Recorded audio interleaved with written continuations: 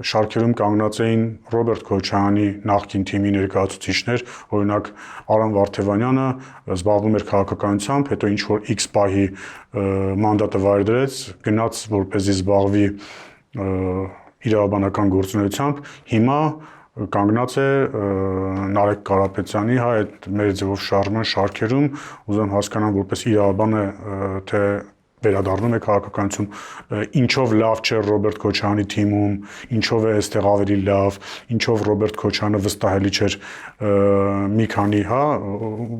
Արամ Վարդևանյանը կարծում եմ միակը չի, էլի մարդիկ կան, ովքեր որ նախկին նախագաների,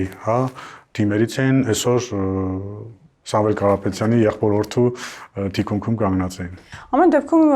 ինքն էլ Նարեկ Կարապետյանը հայտարարեց, որ թեև Սերժ Սարգսյանի ու Ռոբերտ Քոչարյանի ուժերի հետ կոալիցիա կամ համագործակցություն այս փուլում չեն պատկերացնում, բայց տարբեր անհատների հետ ամեն դեպքում գնալու են համագործակցության, ասում է ովքեր որ մաքուր ձեռքերով են եւ ունեն բավականաչափ պաշար, կարող են գալ մեր քաղաքական ուժ, այսինքն իրենք քաղաքականություն են մտնում մաքուր ձեռքերով։